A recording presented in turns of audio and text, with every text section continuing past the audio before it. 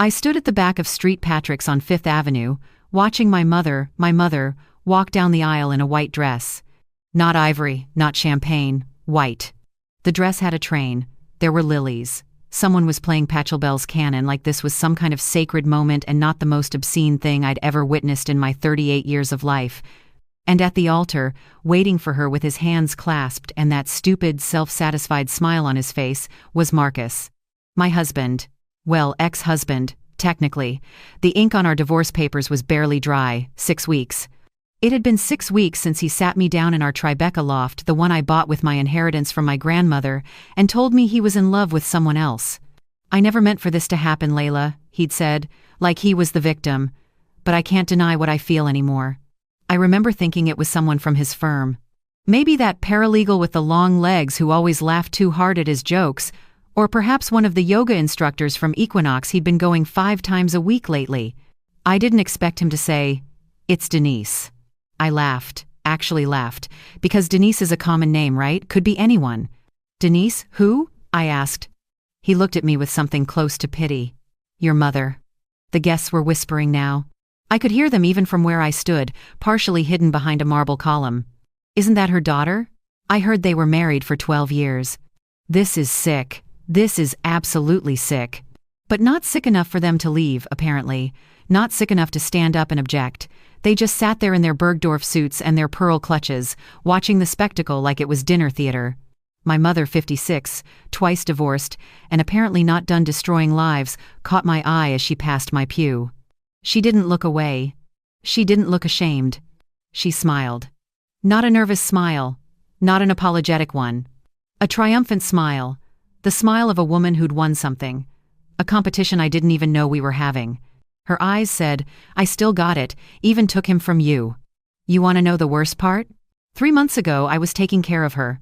She'd called me crying, sobbing because her landlord was raising the rent on her Upper West Side studio and she couldn't afford it on her receptionist salary. She said she was going to have to move to Jersey.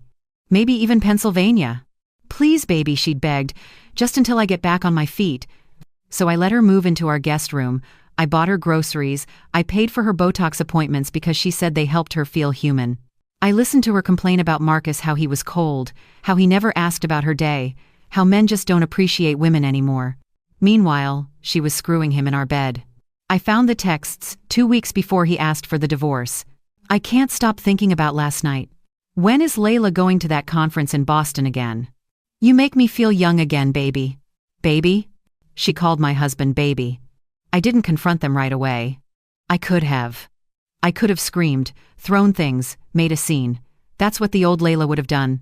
The Layla who still believed in fairness, in karma, in people having a shred of decency. But that Layla died the moment I read those messages. The new Layla? She got quiet. She got smart. She started taking notes. Now, standing in this church, watching my mother and my ex-husband exchange vows like they were some kind of fairy tale couple and not two sociopaths who deserved each other, I felt something I hadn't felt in months. Calm. Because while they were picking out wedding venues and choosing between salmon or chicken for 200 guests, I'd been busy too. I'd been making phone calls, transferring assets, meeting with lawyers who specialized in things Marcus's corporate attorneys had never even heard of. I'd been visiting Marcus's boss, and his biggest client, and the IRS agent who'd been very interested in some discrepancies I'd found in Marcus's expense reports. I'd been having coffee with my mother's landlord, her ex-husbands, her former employers. Turns out Denise had a pattern. This wasn't her first time sleeping with a daughter's boyfriend. My half-sister Rachel? Hadn't spoken to her in 9 years for the same reason. I'd been collecting, cataloging, documenting, building a case. Not for court. For something better. The priest asked if anyone objected. I stayed silent. Let them have this moment. Let them think they'd gotten away with it. Let them say I do.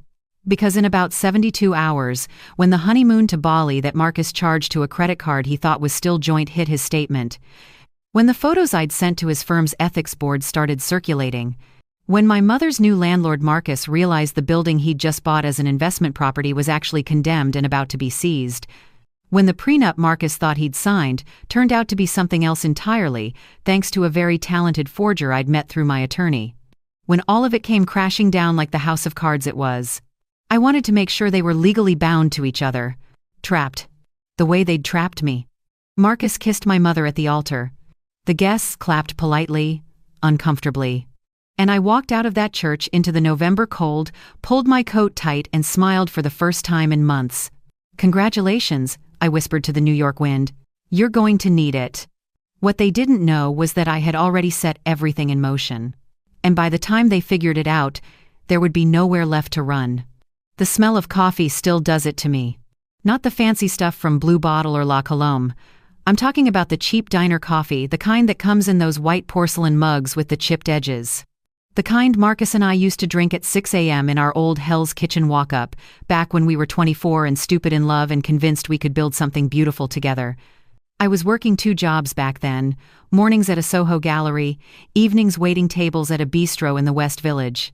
Marcus was in his final year at Columbia, studying architecture, drowning in student loans and big dreams about designing buildings that would change the skyline. I believed in those dreams like they were my own. Maybe more than my own. I'd come home at midnight smelling like garlic and wine, my feet screaming, and he'd still be at the kitchen table surrounded by blueprints and coffee cups. I'd massage his shoulders, kiss the top of his head, and tell him he was going to be brilliant. And I meant it. God, I meant every word. When he graduated, I paid off his loans. $73,000. Money. My grandmother left me money. She'd saved her whole life, working as a seamstress in the garment district, money she'd tucked away in envelopes marked for Layla's future.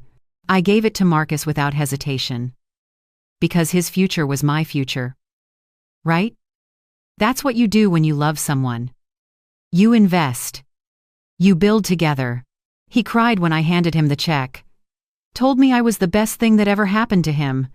Told me he'd spend the rest of his life making it up to me. I remember thinking I didn't need him to make it up to me. I just needed him to stay. The years that followed were good. Not easy, but good. We moved to Tribeca when his firm took off. I opened my own art consulting business. We had dinner parties. We talked about kids, maybe 2, maybe 3. We had a life. And through it all, I took care of my mother. After my father died heart attack, sudden, devastating, Denise fell apart. She'd never been good with money, never been good at being alone. So I stepped in. I always stepped in. I paid her rent every month. $1,500 like clockwork, directly deposited into her account. I bought her groceries, took her to doctor's appointments, listened to her cry about how empty her life felt without a man to take care of her. Every Sunday, I'd take the train uptown with bags from Zabar's, her favorite bagels, the good cream cheese, fresh flowers for her tiny studio apartment. I'd clean her kitchen, sort her mail, make sure she was eating. Marcus used to joke that I loved my mother more than I loved him. I'd laugh it off. But looking back now, I wonder if that joke was the first crack, the first little fissure of resentment that would eventually split everything wide open. Still, I kept showing up. For both of them. I canceled our anniversary trip to Paris because Marcus landed a huge client and needed support during the pitch. I worked through Christmas 3 years in a row because my mother was lonely and someone needed to be there. I postponed starting a family because Marcus said he wasn't ready yet and I didn't want to pressure him. I thought love was built on loyalty. On showing up even when it's hard. On putting other people's needs before your own because that's what good people do. I didn't know that some people only understand opportunity. I didn't know that kindness, to certain people, looks like weakness. There was this one Sunday I remember it so clearly now, though I didn't think anything of it at the time. I'd brought my mother her groceries, and Marcus had tagged along for once. He usually found excuses to stay home, said Denise made him uncomfortable with all her talk about loneliness and men. But that day, he came. I was in the kitchen putting away the groceries when I heard them laughing in the living room. A private kind of laugh, intimate. I poked my head in and saw my mother touching his arm, saying something about how lucky I was to have such a handsome husband. Marcus smiled. Not the polite smile you give your mother-in-law. Something else. I went back to the groceries and told myself I was imagining things. If you've ever given everything to someone who later turned away, you'll understand this part. You'll understand how you can see the signs and still choose not to believe them. Because believing means your whole world is built on sand. Thank you to everyone who helps keep these stories alive. Every word you share, every act of kindness helps protect those who still believe in family, those who still believe that love should mean something. I kept believing. Even when Marcus started coming home later. Even when my mother stopped calling me as much. Even when the warmth between us, Marcus and me, started to feel like something I had to work for instead of something we shared. I kept pouring myself into that marriage, into that family, like if I just gave a little more, sacrificed a little more, it would all hold together. I didn't know I was watering weeds. I didn't know that while I was busy being good, being loyal, being the kind of woman my grandmother raised me to be, they were busy destroying everything I'd built. And when I finally found out the truth, when I read those texts and saw exactly how little my love had meant to either of them, something inside me didn't break. It hardened, like a bone that sets wrong, and grows back stronger, sharper, ready to cut. It started with the way he stopped touching me. Not dramatically, not all at once, just gradually, like I was a sweater he'd grown tired of wearing. Marcus used to reach for my hand when we walked through the city. Used to pull me close on the subway, his arm around my waist like he was claiming me in the best possible way. Used to kiss my neck while I made coffee in the morning, his stubble rough against my skin. But somewhere around February, all of that stopped. He'd come to bed after I was already asleep, leave before I woke up. When I'd try to initiate anything, a kiss, a touch, anything, he'd give me this tight smile and say he was exhausted. Too much work. Too much stress. I'm sorry, babe. Rain check? There were always rain checks. Never any rain. And then there was the phone. He'd never been protective of it before.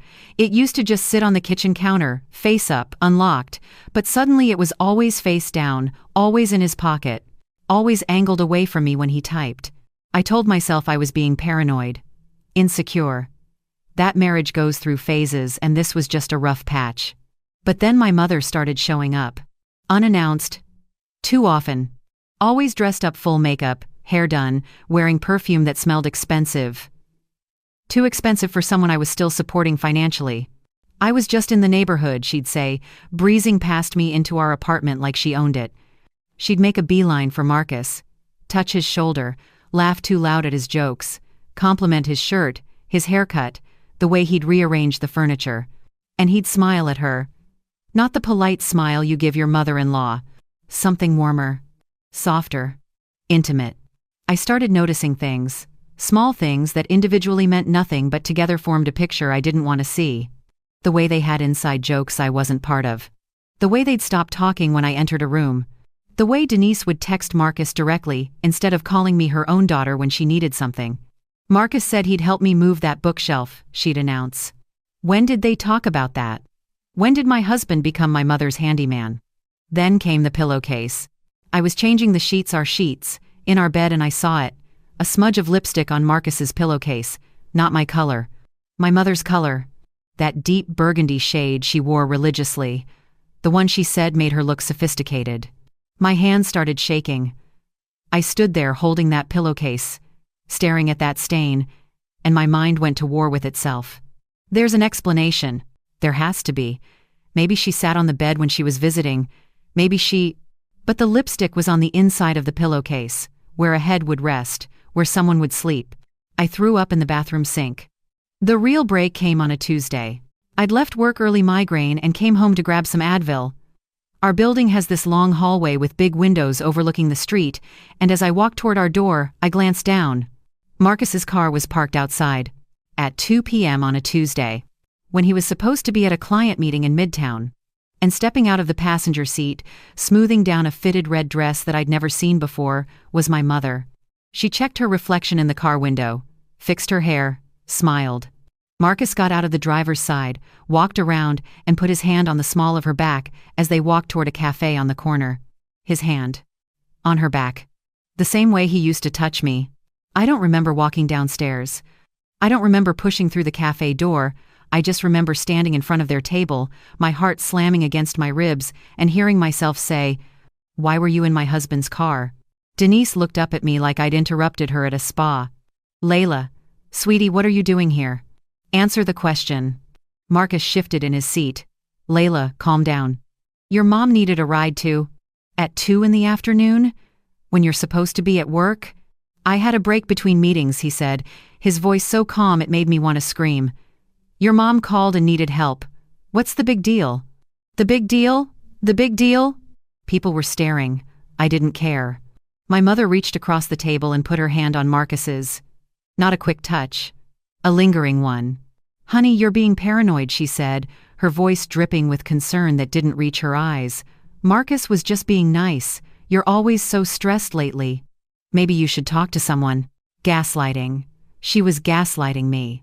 Right there in a cafe on Lafayette Street, in front of a dozen witnesses, my own mother looked me in the eye and made me feel crazy. Marcus nodded along.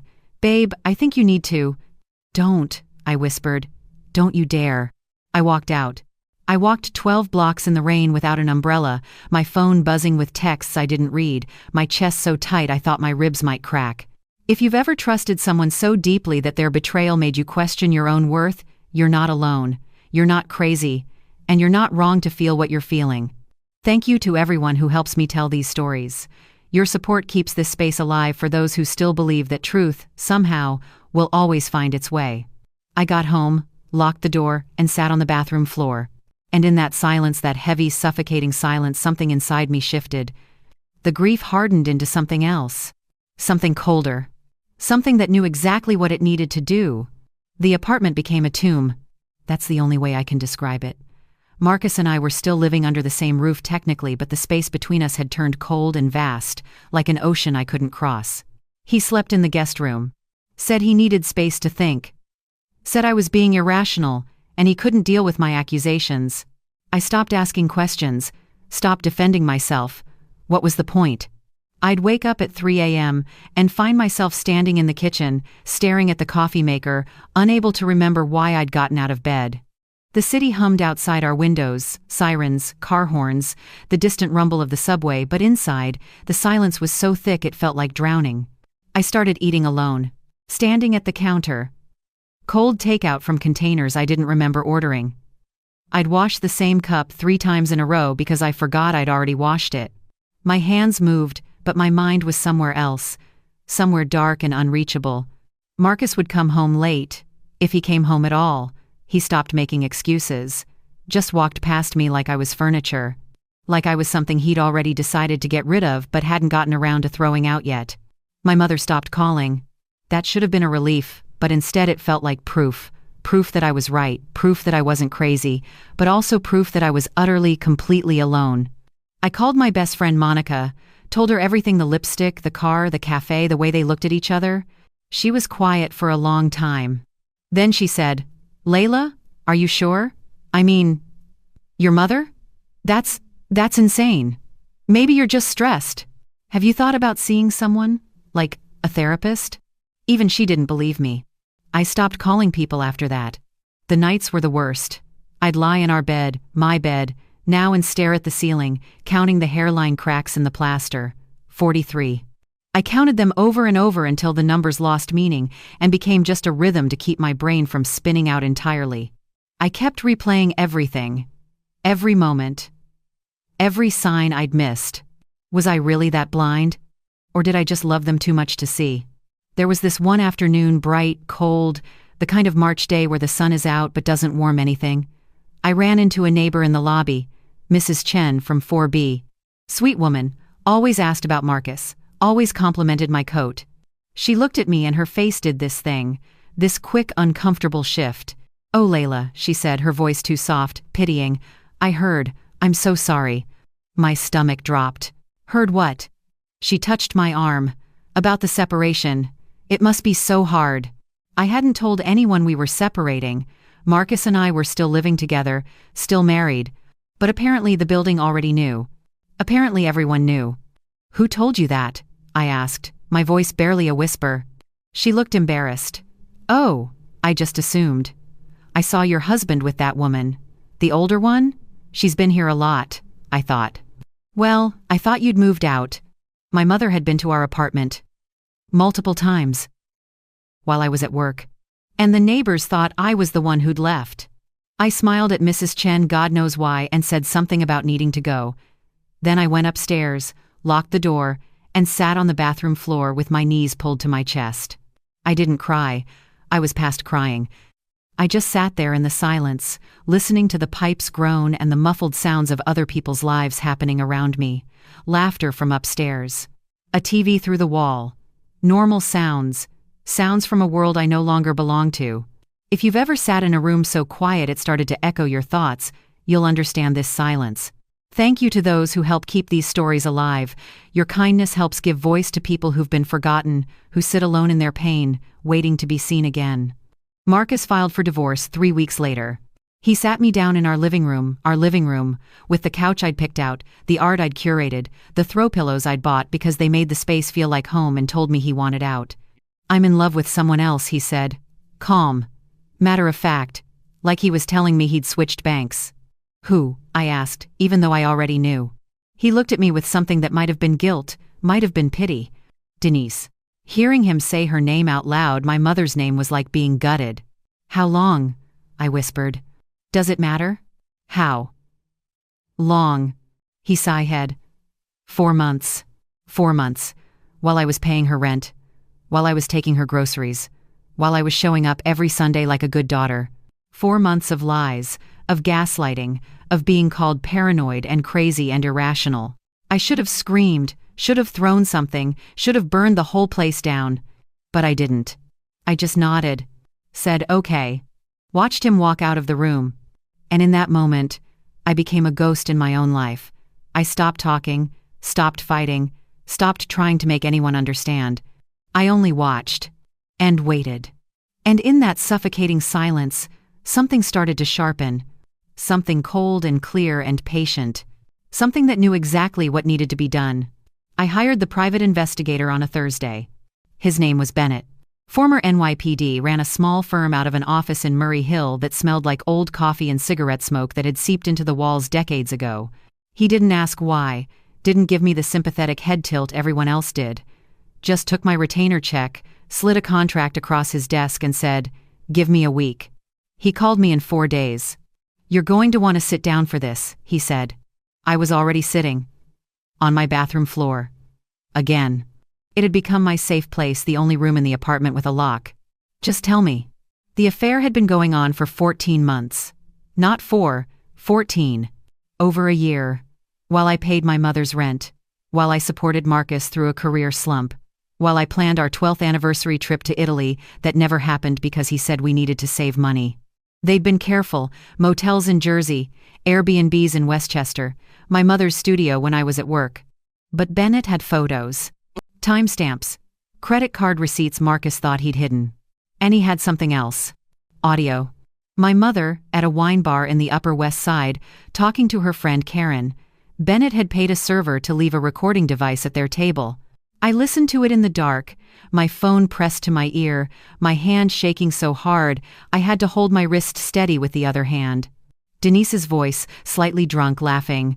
"I mean, honestly, Karen, I'm finally getting the life I deserve. Marcus is successful, he's handsome, and once we liquidate Layla's assets, we'll be set. The Tribeca place alone is worth $3 million. Karen's voice, uncertain. "But Denise, that's your daughter." A pause, ice clinking in a glass. Then my mother's voice, cold and clear. "Layla's had her turn, she got the good years, it's my time now."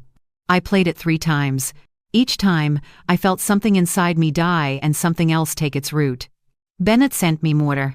Bank statements showing transfers from our joint account, small amounts at first, a few hundred here and there, then larger, 2,000, 5,000. Payments to credit cards I didn't know Marcus had opened. There were emails between Marcus and a lawyer about dividing assets. About contesting my inheritance from my grandmother, the money I'd already given him most, of claiming it should be considered joint property since we were married when I received it. There was a text thread between Marcus and Denise. "Marcus, Layla doesn't deserve that money, she never earned it, it was just handed to her." Denise, "Exactly, baby. We've both worked so hard, we deserve to be happy." Marcus, "Once the divorce is final and we sell the loft, we can start fresh. Maybe Santorini? You've always wanted to go." Denise, "I love you so much. Thank you for seeing me when no one else did." I sat there in the blue light of my phone screen, in the silent tomb of my apartment, and felt something click into place. I wasn't losing a husband. I wasn't losing a mother. I was shedding parasites. People who'd fed on my kindness, my loyalty, my love, and mistaken all of it for weakness. If you've ever found truth in the quiet moments after pain, you know what this part feels like. Thank you to everyone who supports these stories. Your kindness keeps hope alive for people still finding their voice after betrayal. I called Bennett back. I need you to keep digging, I said. I need everything. Every lie, every dollar, every secret. I need a case so airtight they won't be able to breathe. You planning something? He asked. I smiled for the first time in weeks. A cold smile. A smile that didn't reach my eyes.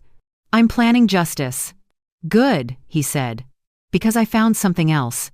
Your mother? She did this before. To your half-sister Rachel's boyfriend. Same pattern, same playbook. Of course she had. And this time, she'd picked the wrong daughter. I hung up the phone, stood up from the bathroom floor, and looked at myself in the mirror. The woman staring back at me wasn't broken anymore. She was awake. And she was done being kind. There comes a point when silence stops meaning defeat. It becomes preparation. I sat at my kitchen table on a Sunday morning, the apartment so quiet I could hear the building settle around me. Sunlight filtered through the curtains, cutting across the empty chair where Marcus used to sit with his coffee and his phone, planning a life that didn't include me. My own coffee had gone cold an hour ago. I hadn't touched it. I was too busy dismantling their future. My father's old attorney, Richard Pemberton, met me at his office in Midtown on Monday.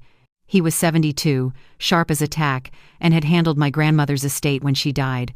He remembered me as a kid, remembered my father. Layla, he said, reading through the documents Bennett had compiled, this is worse than I thought. Can we protect what's left?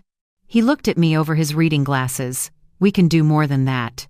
Within 48 hours, my inheritance, what remained of it, was moved into an irrevocable trust under a corporate entity Marcus didn't know existed.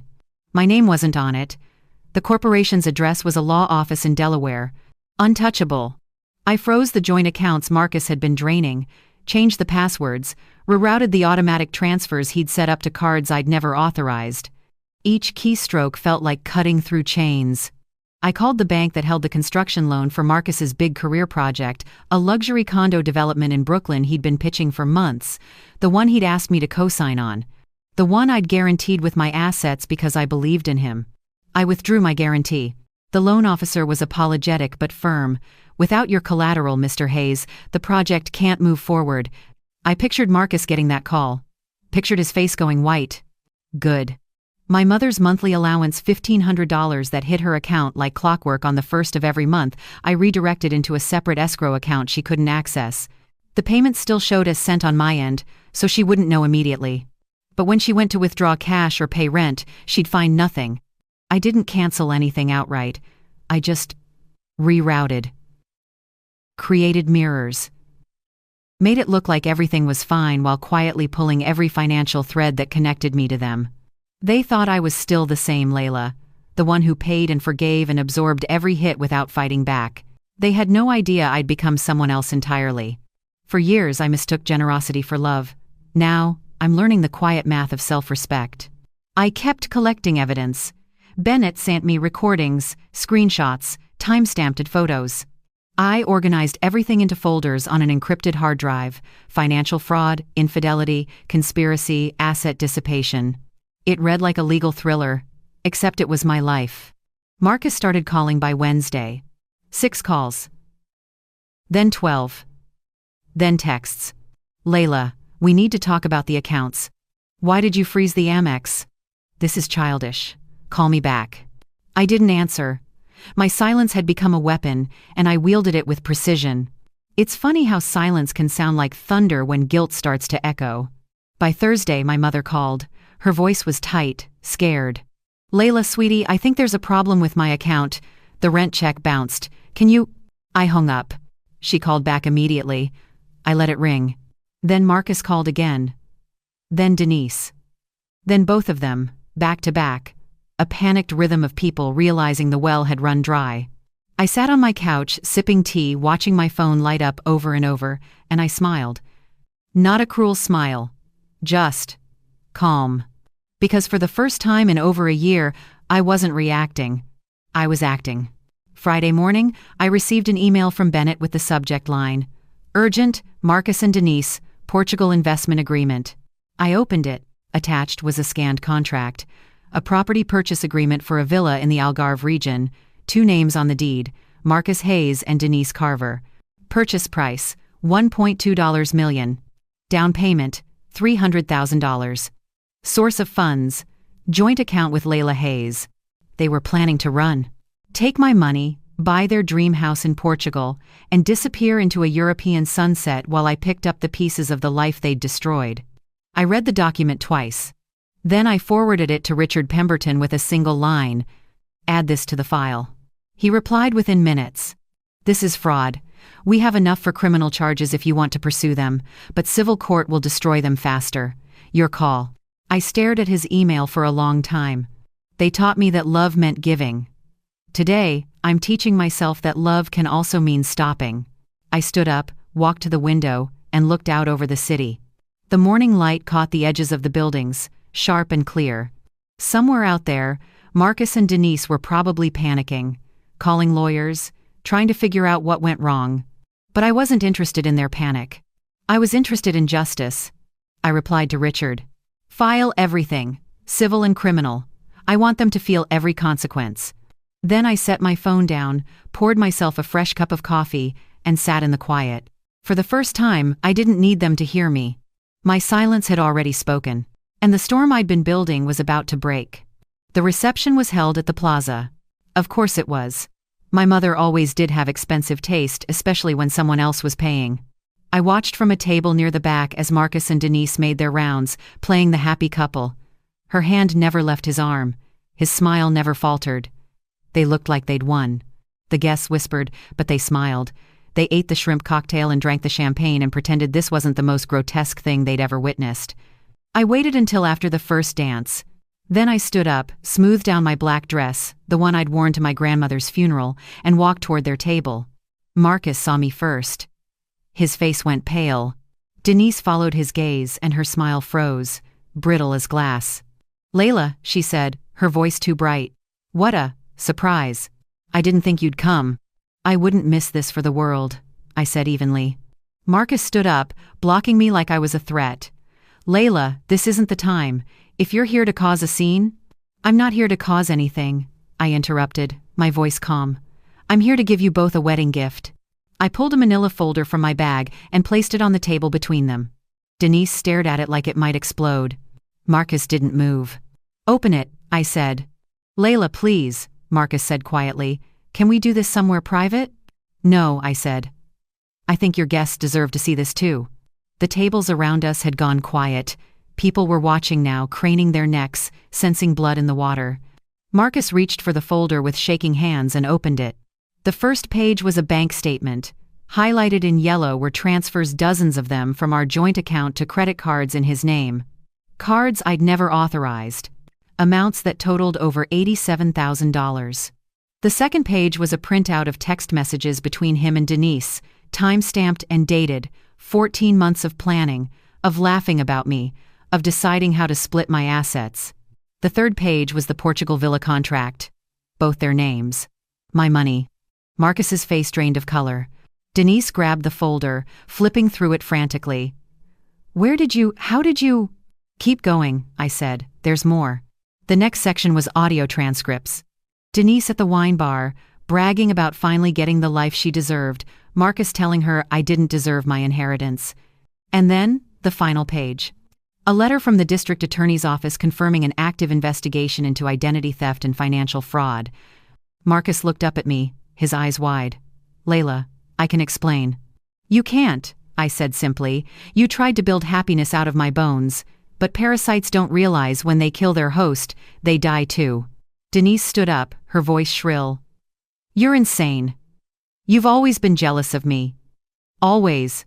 I froze the accounts, I said, cutting through her hysteria. "Every dollar you thought you had access to? Gone. The Portugal villa? The sale's been flagged for fraud. The down payment you made using my name? That's identity theft. A felony." Marcus's hands were shaking. "Layla, please, we can fix this. We can—" "You can't fix fraud, Marcus." That's when I heard the footsteps behind me. 2 NYPD detectives walked into the reception hall, their shields visible on their belts. The room went absolutely silent. "Marcus Hayes? Denise Carver?" one of them said. Marcus turned, his face ashen. "What's going on?" We'd like to ask you both some questions regarding a financial fraud investigation.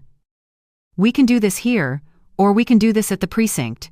Denise's face crumpled. No. No. This is my wedding day. You can't. Ma'am, we're going to need you to come with us. The guests were frozen, forks halfway to their mouths, champagne glasses suspended in air. Someone's phone was up, recording. Denise turned to me, her eyes wild. You did this. You vindictive little I didn't do anything, I said quietly. You did this to yourselves. Marcus tried to pull away from the detective. This is her fault, he said, pointing at Denise. She convinced me. She said Layla wouldn't find out. She said, "Shut up, Marcus," Denise screamed. But he didn't. He kept talking, his voice rising, desperate. She manipulated me. She seduced me. I didn't know what I was doing. And there it was. The ugly truth beneath the love story. Two people who'd destroy each other the second the spotlight turned their way. Denise lunged at him, screaming. The detectives had to pull them apart. Her carefully styled hair came loose. His boutonniere fell to the floor. Their perfect day, collapsing in real time. I stood there, watching it all unfold, and felt nothing but a cold, clean clarity. The detectives escorted them out through the ballroom, past the horrified guests, past the ice sculpture and the 5-tier cake and the life they'd tried to steal from me. The room stayed silent even after they were gone. Then, slowly, people started whispering. Pulling out their phones, the story would be all over the Upper East Side by midnight. I picked up the folder from the table, tucked it back into my bag, and walked toward the exit. As I passed the dessert table, I grabbed a macaron raspberry, my favorite, and took a bite. It was perfect. Outside, the November air was crisp and cold. The city lights glittered against the dark sky. I stood on the steps of the plaza, looking out at Fifth Avenue, and exhaled for what felt like the first time in months. Somewhere behind me, inside that gilded ballroom, the wreckage of their lives was still smoldering. But I was already gone, walking into the night, free. After the verdict, silence became my favorite sound. It was the sound of justice finally breathing. I didn't attend the hearings, didn't need to. Richard kept me updated via email, short, professional summaries that read like obituaries for lives that had imploded under the weight of their own greed. Marcus was fired from his firm within a week. The ethics board didn't take kindly to discovering he'd been funneling company resources into personal projects, falsifying expense reports, and using client meetings as cover for his affair. The recordings Bennett provided, time-stamped, geolocated, undeniable, sealed his fate. His termination letter was leaked to the architecture blogs. By the end of the month, his name was toxic. No firm in New York would touch him. My mother lost her friends even faster. Karen stopped answering her calls. The book club she'd been part of for 5 years quietly removed her from the group chat. The yoga studio she frequented, where I'd been paying for her unlimited membership, canceled her account when the payments stopped. She tried to reach out to old contacts, people she'd charmed over the years, but the story had spread. Upper West Side social circles are small, and gossip travels faster than the subway. People whispered. They crossed the street when they saw her coming. Her name became synonymous with betrayal in a city that loves a scandal but hates a villain. Their bank accounts were frozen pending the fraud investigation. The Portugal villa deal collapsed. The down payment, my money, was seized as evidence. They had to sell everything. The designer furniture Marcus had insisted we buy when his career took off, sold at a discount on Craigslist. The Louis Vuitton bags my mother had collected over the years, gone to a consignment shop in Soho for pennies on the dollar. They moved into a studio in Astoria, 1 bedroom, thin walls, the kind of place my mother used to call beneath her. And in that tiny apartment, their so-called love began to rot. I heard about it through mutual acquaintances, people who weren't quite friends but enjoyed delivering bad news with a sympathetic face. They fought constantly. Screaming matches that the neighbors complained about. Marcus blamed Denise for seducing him. Denise blamed Marcus for ruining her life. The same two people who'd giggled over stolen moments in my bed, who'd planned their dream life in Portugal over my money, now couldn't stand to be in the same room. Their marriage, the one they'd destroyed mine to build, became a prison. I didn't need to ruin them. Their lies had already done that. 3 months after the wedding, Marcus filed for divorce.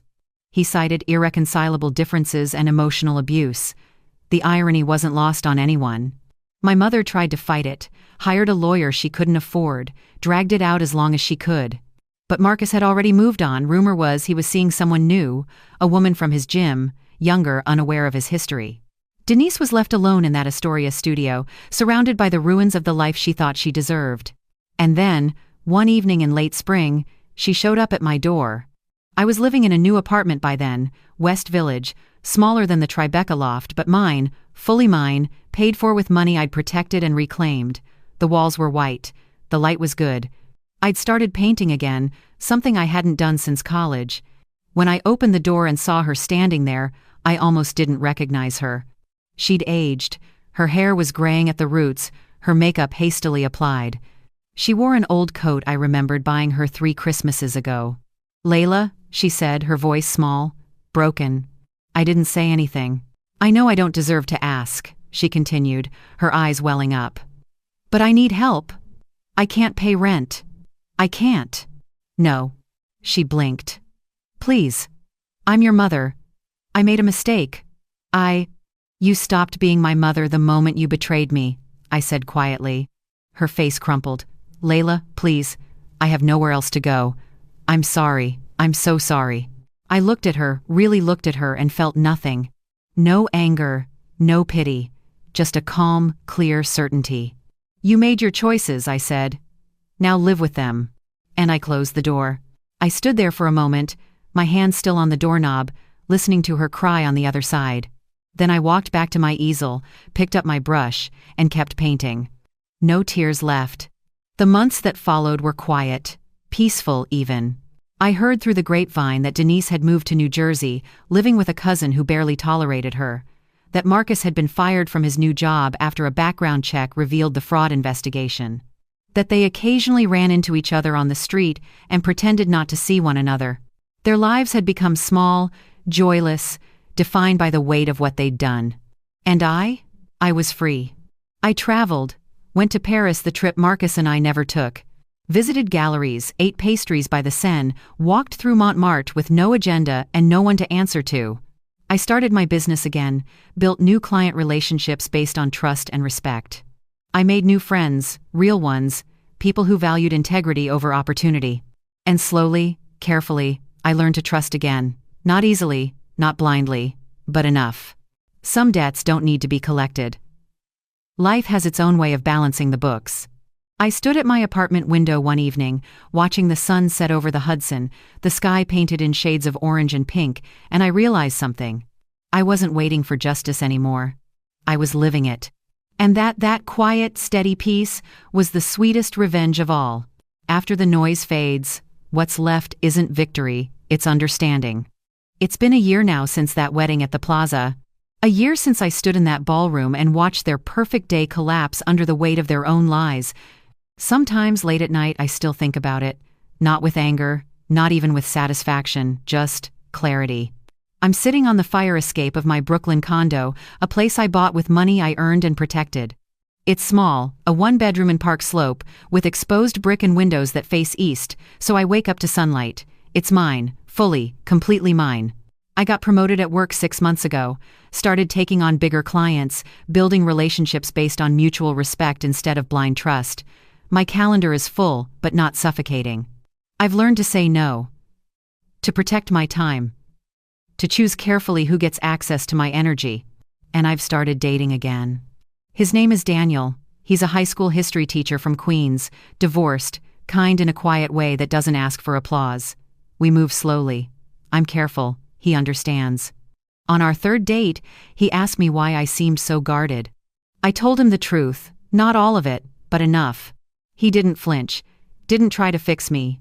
Just said, "Take your time. I'm not going anywhere."